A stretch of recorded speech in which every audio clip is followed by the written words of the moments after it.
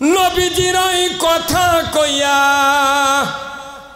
নবীজির ওই কথা কইয়া সবাই কান্দে, কিন্তু নবীর সমাজ গড়ার কাজে শত দ্বন্দ্ব মনে বাজে। এই কথা ঠিক কিনা? হ্যাঁ জোরে কোন ঠিক? নবীর কথা শুনতে ভালো, নবীজির আদর্শ ভালো, বক্তৃতার বিবৃতিতে সবাই বলতে পারে। সেই আদর্শে ব্যক্তি জীবন রাষ্ট্র গড়ার কাজে বলেন তিনি হলেন আল্লাহর রাসূল, এমনটা কি সাজে? কিন্তু নবীর সমাজ গড়ার কাজে শত দ্বন্দ্ব মনে বাজে। মোদের যেদিন ডাক পড়িবে কবর মাঝে শুইতে, রং বেরঙের পোশাক খুলে সাদা কাফন পরাইবে। কোথায় রইলে আবু বকর উমর, কোথায় ওসমান ও আলী, তোমাদের বেহনে আজিকের ইসলাম। যেই পৃথিবী সৃষ্টি করেছেন কে? আল্লাহ। একটু জবাব দিতে হবে। এই পৃথিবীতে আমরা যত মাহফিলে বক্তৃতা দিই, মাহফিলের কর্তৃপক্ষ হিসাবে যারা আছেন, আমরা একটা করে পত্রিকা পোস্টাল ছাপায় না? পোস্টালের লাস্টে লেখা থাকে যে উক্ত মাহফিলে আপনারা দলে দলে যোগদান করিয়া দুজাহানের কামিয়াবি হাসিল করুন। এই কথা বলেন না ঠিক কিনা? কি লেখা থাকে শেষে? উক্ত মাহফিলে দলে দলে যোগদান করিয়া দুজাহানের কামিয়াবি হাসিল করুন। তো দুজাহান মানে কি বলেন তো? দুই জাহান, তাই না? দুজাহান মানে দুই জাহান। তাহলে লেখে ঠিকই দুই জাহানের কথা শোনার জন্য, দুই জাহানের কামিয়াবি হাসিলের জন্য লেখে, কিন্তু বক্তৃতা দিবে নালে তখন বক্তা ব্রেক ধরে যে না, দুনিয়ার কোনো কথা কওয়া যাবে না, তুমি খালি কবর আর আকাশের কথা কও। এই কথা ঠিক কিনা? আচ্ছা বলেন তো, এটা জাহান হলো দুটা আর জগৎ হলো তিনটে। একটা জগৎ হলো ঊর্ধ্ব জগৎ, মধ্য জগৎ, নিম্ন জগৎ। এই জগৎ হলো তিনটে। ঊর্ধ্ব জগৎ হলো প্রথম আসমান থেকে সিদরাতুল মুনতাহা আরশে আজিম পর্যন্ত, আর মধ্য জগৎ হলো আসমান আর জমিনের মাঝখানে, আর নিম্ন জগৎ হলো কবর থেকে আখিরাত পর্যন্ত। বলেন তো, আপনাদের কাছে বিচার দিই, এই তিন জগতের মধ্যে কোন জগৎ দামি?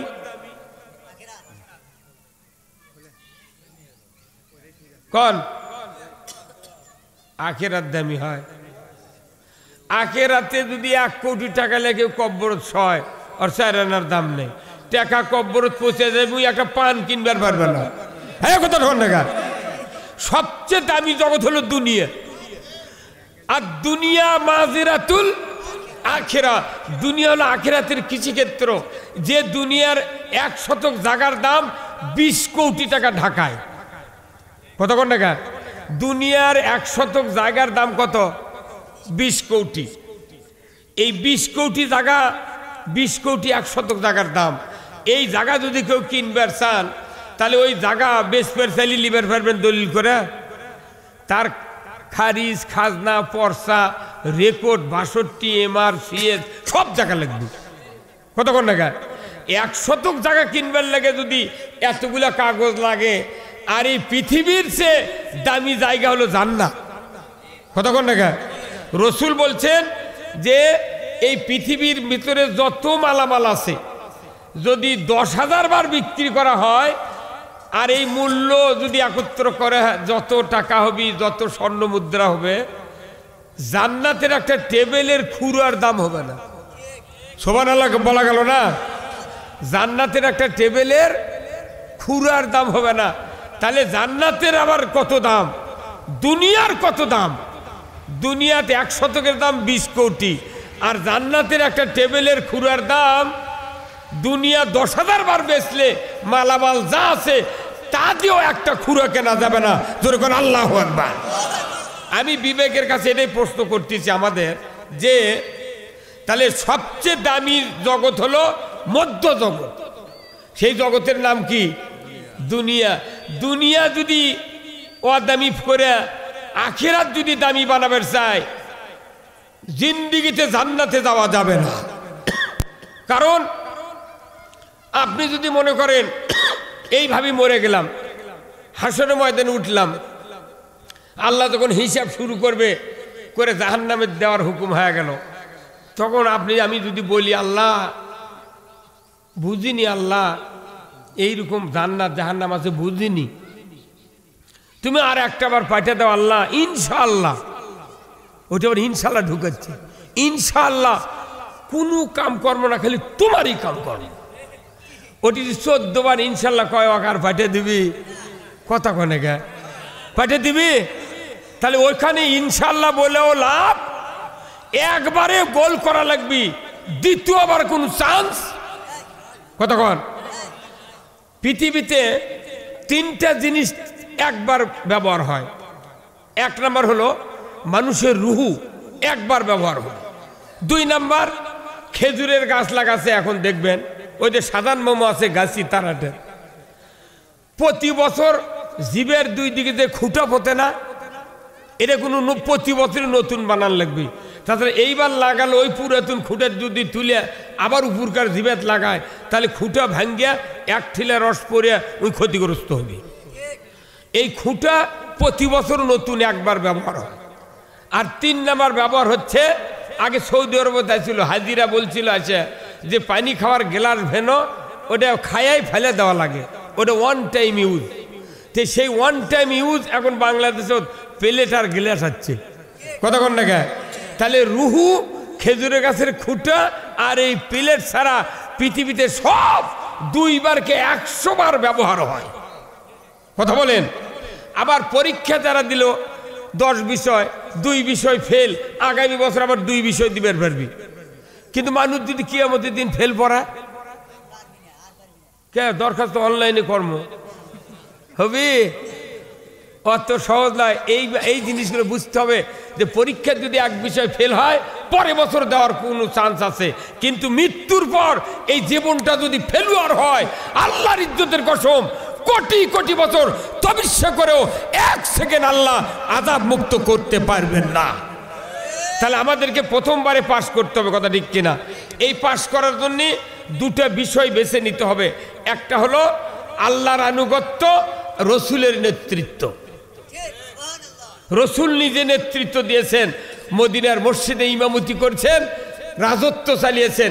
আল্লাহ তাআলা কোরআনে বলছেন, আতিউল্লাহ ওয়া আতিউর রাসূল ওয়া উলিল আমরি মিনকুম। আল্লাহু আকবার। আল্লাহ বলছেন আমার আনুগত্য করো, রসুলের অনুসরণ করো, আর তোমাদেরকে কোরআন অনুযায়ী যারা দেশে রাজত্বের মাধ্যমে আইন প্রণয়ন করে তাদের আনুগত্য করো, যদি করো। আল্লাহু আকবার। তাহলে রাসূলের নেতৃত্ব মেনে নেওয়া ফরজে আইন, জোরে বলুন ঠিক কিনা? আমরা কি রসুলের নেতৃত্ব মেনে নিতে পারি? কারা কারা মেনে নেবেন? 2 হাত তুলে আল্লাহকে দেখান। লিল্লাহে তাকবীর, নারাই তাকবীর। আল কোরআনের আলো সংসদে জালো, দুনিয়ার মুসলিম, বাংলার মুসলিম, বগুড়ার মুসলিম, ভাটরার মুসলিম, তেঘরের মুসলিম, আমার নেতা তোমার নেতা, লিল্লাহে তাকবীর। রসুলের নেতৃত্ব যারা মেনে নেবে তারা আল্লাহর জান্নাতে যাবে, সুবহানাল্লাহ। কিন্তু আমি নামাজ পড়লাম, রোজা করলাম, সব করলাম, রসুলের নেতৃত্ব মানলাম না, জান্নাতে যাওয়া যাবে? তাহলে আমাদের সবচেয়ে জরুরি, আল্লাহ নিজে বলছেন আমাকে যদি ভালোবাসতে চাও রসুলের নেতৃত্ব মেনে নাও, যদি কোন আল্লাহু আকবার। কার নেতৃত্ব?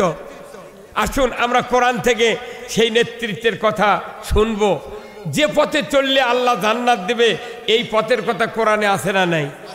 আমি যদি গালের গপ্প দিয়ে চাপা মারে বলি তুমি এই পথে চলো, তোমাকে জান্নাত থুই আসবো, চলো, হবি?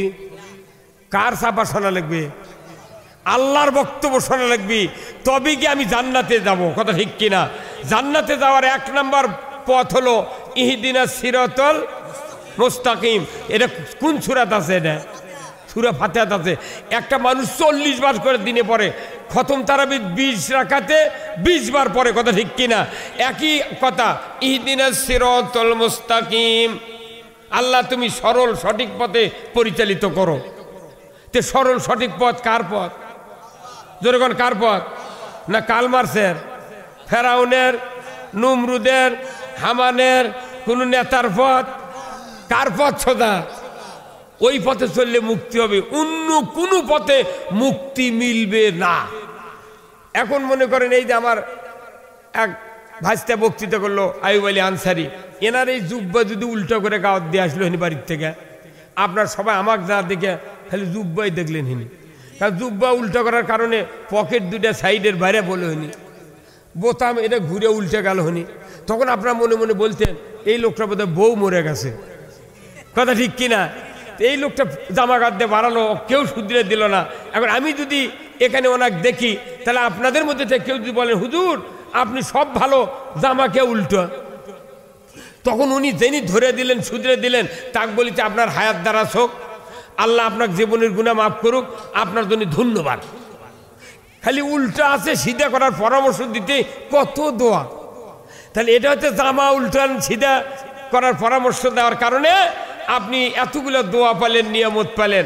আর আমার আল্লাহ বলছেন তুমি যে ইহদিনাস সিরাতাল মুস্তাকিম, আল্লাহ তুমি সরল সঠিক সিধা পথে পরিচালিত করো।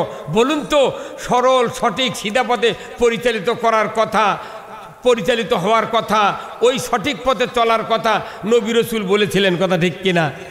হযরত ইব্রাহিম আলাইহিস সালাম বলেছিলেন নমরুদ আগুনত ফেলে দিয়েছে, কথা ঠিক কিনা? মুসা আলাইহিস সালাম বলেছিলেন ফেরাউন তারা ধরে 12টা রাস্তার ভেতর দিয়ে আল্লাহ দরিয়ার ভেতর পার করে দিয়েছেন, কথা ঠিক কিনা? আল্লাহ রসুল আপনার আমার নবী সিধা পথে চলার কথা কয়ে মক্কার লোকের চোখের বারু হয়ে মক্কার থেকে হিজরত করে মদিনায় যাওয়া লাগলো। রসুল কি অপরাধ করেছিল? আল্লাহ রসুল খালি বলছেন চাচা আবু জাহেল তুমি যে পথে চলছো এই পথ উল্টা পথ, আর আমার পথ সিধা পথ। কি তুমি নবী হবে তামাকর চিঠি দিয়ে আল্লাহ জানাবি না? রসুলক বানাছে নবী, আর আবু জাহেল বলে চিঠি দিয়ে পাঠান লাগবি। কি মর দুই রে কথা কর। এখনকার সমাজের অবস্থা হয়ে গেছে তাই, হয়তো গরিব মানুষের বেটা এনা বক্তা হচ্ছে, মুন্সি হচ্ছে, তাই কোরআন হাদিসের কথা বলি কয় তুই কোনটিতে শিখুছ, কথা কর। তুই মুন্সি হলে না মানা যাবি? আর আমি তো ওই জন্যই কই যে ধনী মানুষের বেটা যদি খালি বক্তা হতো, আলিম হতো, ধনী মানুষের বেটা যদি নফল ইবাদতের কথা বলতো, সমাজের মানুষ বলতো এটা ফরজ, কথা ঠিক কিনা? আর আমরা যখন বলিচ্ছি গরিব মানুষের বেটা যখন বলে তখন কই আমার তুমি তুই বাগি করে খাচ্ছ, কথা কন না কে? তুই আবার কথার দাম দেওয়া লাগবি, কথা কোন এটাই হচ্ছে। ও ওই সময় আবু জেহেল যা করছে আজ পর্যন্ত নয়, কিয়ামত পর্যন্ত বড় ময়দানে সেই কথাই হবে, কথা ঠিক কিনা? তাহলে আমরা এইরকম কথা শুনে কি ঘরের মধ্যে বসে থাকবো, না কোরআনের পক্ষে কথা বলবো? আল্লাহ তাআলা কোরআনে বলছেন যারা কোরআন থেকে কথা বলে তারা সত্য কথা বলে। কি কথা বলে? তাহলে আসুন আমি শুধু মুক্তির পথ নাজাতের পথের কথা বলবো। আচ্ছা বলেন তো, রোজা করলে জীবনের গুনাহ মাফ, এটা রসুল বলছেন, সুবহানাল্লাহ। রোজা করলে আল্লাহ তাআলা কোরআনে বলছেন তুমি খালি মুত্তাকি হবে, ভয় করা শিখবে, হালালকে হারাম বানা তোমাকে পরীক্ষা করা হচ্ছে, ট্রেনিং দেওয়া হচ্ছে। ভাত হালাল, স্ত্রী হালাল, পানি হালাল, সব হালাল, কিন্তু সূর্য উদয় থেকে অস্ত পর্যন্ত হারাম করে দিয়েছেন কে?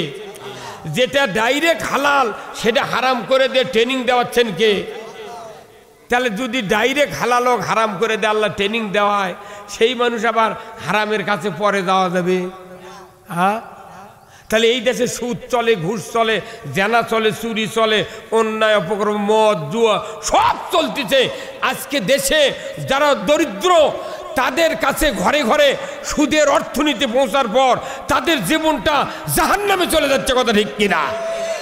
যারা আমরা ধনী মানুষ আছি, ব্যবসায়ী আছি, আমরাও জাহান্নামে চলে যাচ্ছি। কারণ কি? সুদের অর্থনীতির কারণে। মনে করবেন না যে আমরা বিরাট কিছু থেকে বেঁচে গেছি।